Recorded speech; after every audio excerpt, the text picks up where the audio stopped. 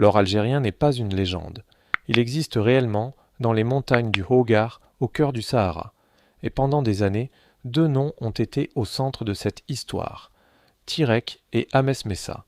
Ces deux gisements ont déjà produit de l'or. Ils ont été étudiés, exploités, puis progressivement mis à l'arrêt, mais aujourd'hui, quelque chose est en train de changer. Sonarem a annoncé la relance de leur exploitation à partir de 2026, et cette décision pose une question beaucoup plus intéressante qu'il n'y paraît. Combien de valeur reste-t-il encore à tirer de l'or algérien? Car le Hogar possède une histoire géologique exceptionnelle. Des centaines d'occurrences aurifères y ont été identifiées, mais seules certaines ont atteint le stade d'un véritable projet minier.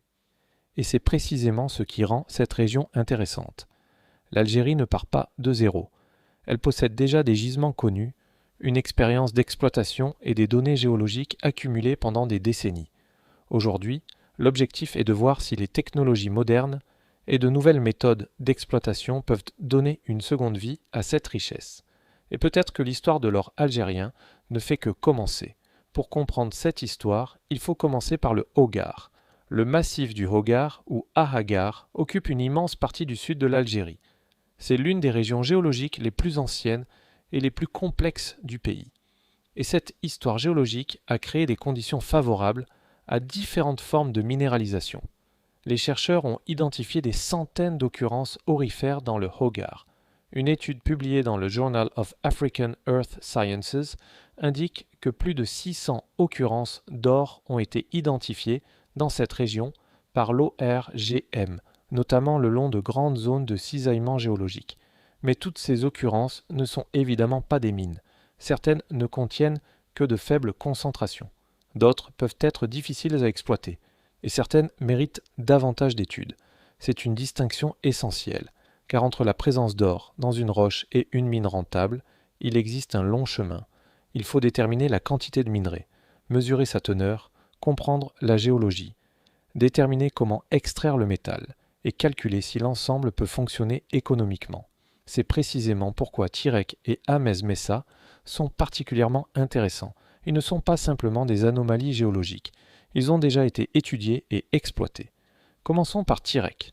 La mine de Tirek se trouve dans l'extrême sud algérien, dans la partie sud-ouest du Hogar, à plusieurs centaines de kilomètres de Tamanrasset.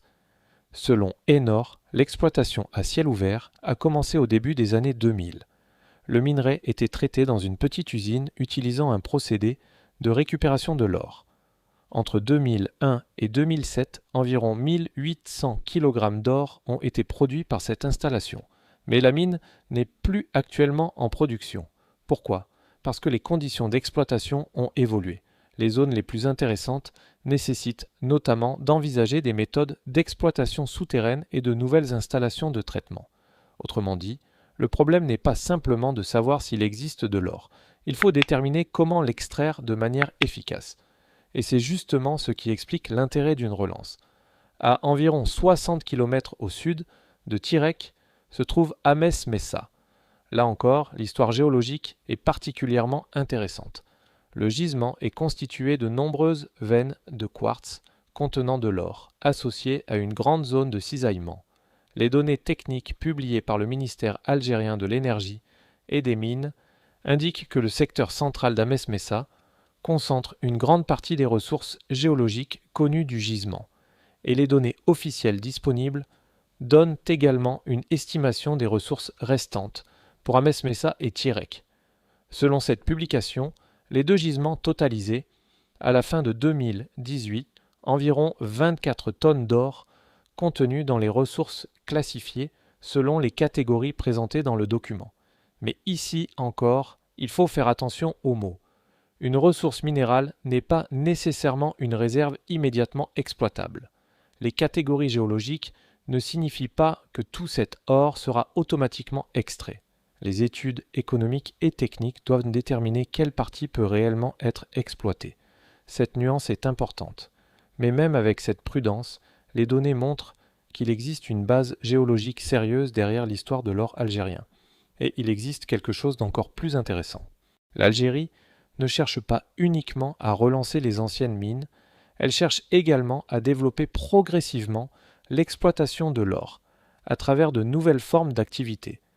En 2024, le ministère de l'Énergie et des Mines avait annoncé la réception à l'usine d'Ames Mesa de premières quantités de minerais provenant de micro-entreprises engagées dans l'exploitation minière artisanale. Plus de 40 tonnes de minerais avaient alors été livrées, avec une teneur moyenne annoncée de 11,8 grammes d'or par tonne. Cela montre une autre dimension du secteur.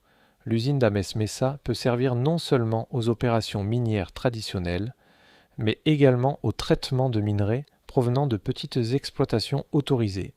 Cette approche permet potentiellement de mieux intégrer différents niveaux de production dans une même chaîne. Et surtout, elle permet de valoriser une ressource qui pourrait autrement rester difficile à traiter. Mais pourquoi l'or reste-t-il aussi important aujourd'hui ? La réponse est simple. Parce que l'or n'est pas seulement un métal précieux. Il possède également des propriétés physiques et chimiques particulières qui lui donnent des usages industriels et technologiques. Mais son rôle économique le plus connu reste celui de réserve de valeur. C'est ce qui distingue l'or de nombreux autres minerais dont nous avons parlé dans cette série. Le cuivre est lié à l'électricité, le lithium aux batteries, les terres rares à certaines technologies avancées, le zinc à l'industrie et à la protection de l'acier. L'or possède une autre dimension. Il est à la fois une matière première et un actif mondialement reconnu. Cela crée une demande qui ne dépend pas uniquement d'une seule industrie. Pour l'Algérie, le potentiel de l'or pourrait donc avoir plusieurs dimensions. La première est naturellement la production minière. Mais autour de cette production viennent les emplois, les compétences, la géologie, la maintenance, le traitement des minerais, la logistique et les services spécialisés. Une activité minière durable peut donc créer un écosystème économique autour du gisement. Et dans une région aussi vaste que le Sahara, le développement d'activités industrielles peut également nécessiter des infrastructures adaptées. Eau, énergie, routes, télécommunications, installations de traitement, tout cela représente des investissements. Mais tout cela peut aussi laisser derrière soi des capacités utiles à d'autres activités économiques. Il faut cependant éviter une erreur très fréquente lorsqu'on parle de l'or algérien. Il serait facile de prendre le nombre d'occurrences aurifères du Hogar et d'en déduire que l'Algérie possède automatiquement des réserves gigantesques. Ce n'est pas ce que disent les données. Une occurrence est une présence minérale. Un gisement est une concentration présentant un intérêt économique potentiel. Une ressource est une estimation géologique. Et une réserve correspond à une partie pouvant être exploitée selon des conditions techniques et économiques définies. Ces concepts ne sont pas interchangeables. C'est pourquoi il faut rester prudent lorsque certaines estimations anciennes circulent sur Internet. Ce que nous pouvons affirmer avec beaucoup plus de confiance, c'est que l'Algérie possède une province aurifère importante dans le Hogar, que Tirek et Ames Messa ont déjà produit de l'or, et que les autorités cherchent aujourd'hui à relancer leur exploitation.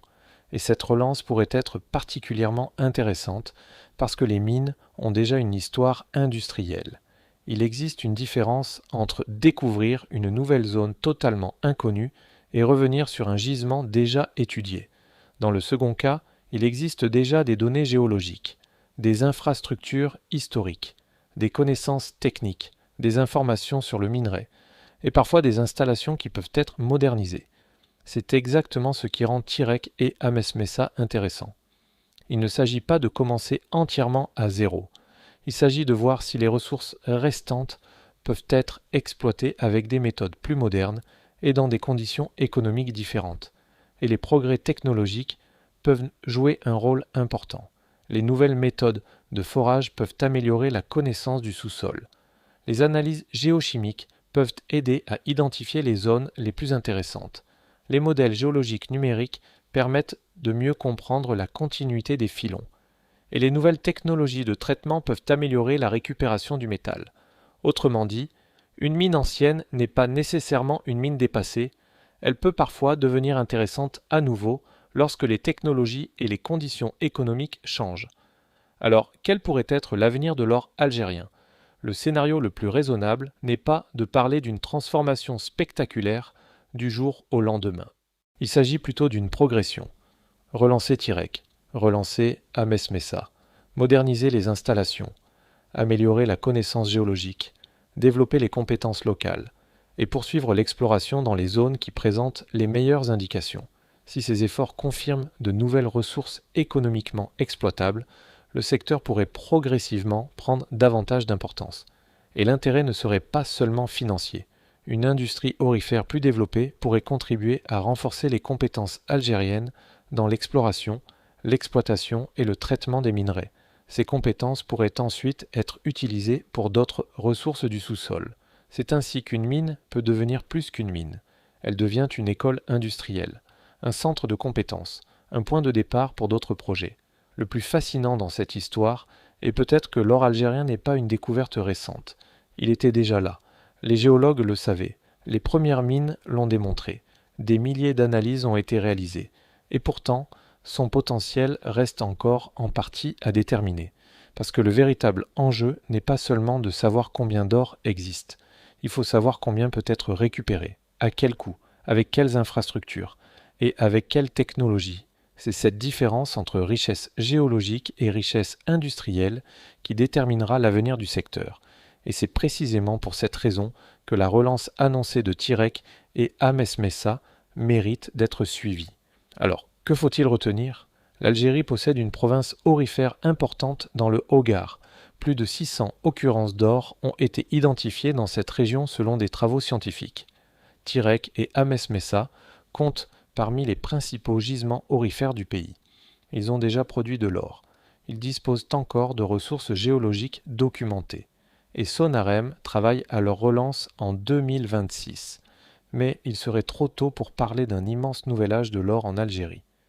La véritable histoire est plus intéressante. Le pays possède une base géologique réelle, une expérience minière existante, des gisements connus et désormais une volonté de remettre certaines de ces ressources en activité. Si les nouvelles études, les investissements et les méthodes modernes permettent d'améliorer l'exploitation, l'or pourrait devenir l'un des éléments d'une industrie minière algérienne plus diversifiée. Dans les montagnes du Hogar, l'or n'a donc jamais vraiment disparu. Il attend peut-être simplement une nouvelle manière d'être exploité. Et cette fois, la question n'est pas seulement de savoir combien d'or se trouve sous le désert. La vraie question est de savoir combien de valeur l'Algérie peut construire autour de cet or.